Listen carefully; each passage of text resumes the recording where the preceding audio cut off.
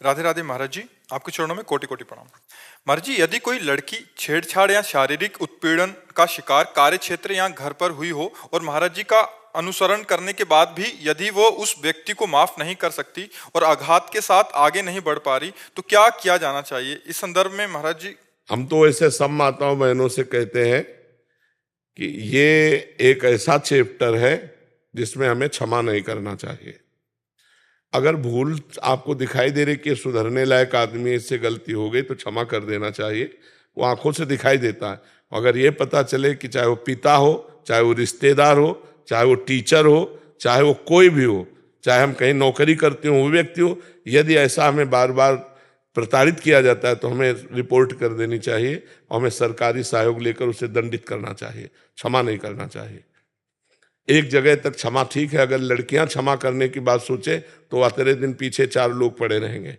आदमी का हुलिया, आदमी का रंग, जो छेड़ रहा है 1 मिनट में, अगर वो साइकिल में है तो उसकी साइकिल, मोटरसाइकिल है तो उसका नंबर बहुत प्रवीण होना चाहिए। 1 सेकेंड में पूरे दिमाग में नोट करना चाहिए कौन सा आदमी, कैसे रूप रंग का आदमी, कितनी अवस्था है उसकी, कौन सी गाड़ी में था, क्या गाड़ी नंबर है, वो जानकारी पूरी कर लेनी। आसपास कोई सीसीटीवी है, पूरी जानकारी कर लेनी चाहिए तुरंत, जो आदमी छेड़ रहा है, और फिर रिपोर्ट करो।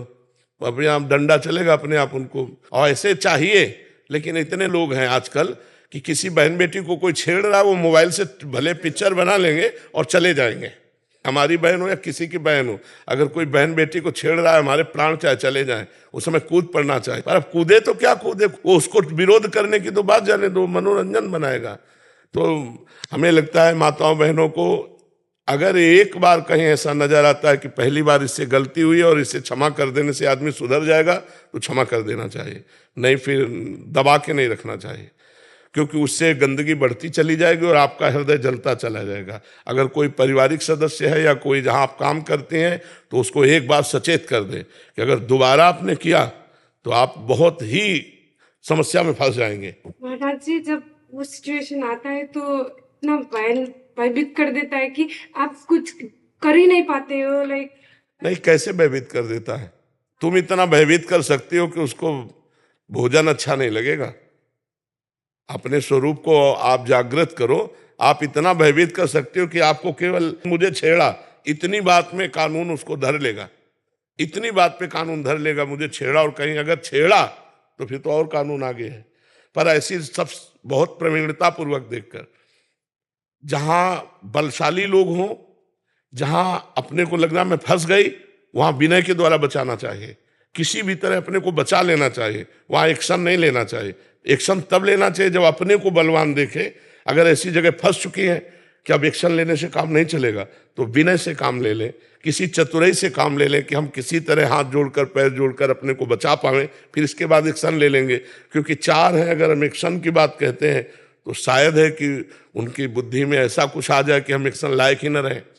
हो सकता है कभी ऐसी परिस्थिति किसी के साथ ना घटे, पर कभी अगर ऐसी घटना हो तो हाथ जोड़कर, पैर जोड़कर मैं कभी किसी से कुछ नहीं कहूंगी, मैं कभी नहीं कहूंगी। ऐसा विश्वास दिलाकर यदि अपने प्राण बचाए जा सके तो बाद में तो दंड दिया जा सकता है, लेकिन उस समय जहां अपनी समस्या फंस रही हो तो किसी भी तरह अपने को बचाने की चेष्टा करनी चाहिए, भगवान से प्रार्थना करनी चाहिए। क्योंकि बहुत नीच प्रवृत्ति के लोग हैं, तो बहुत ऐसी घटनाएं तो विचलित कर देती हैं। पर जहां तक हो सके अपने को बचावे। रात्रि में अकेला न चले, कोई न कोई भाई परिवार का कोई सदस्य हो तो ज़्यादा अच्छा रहता है।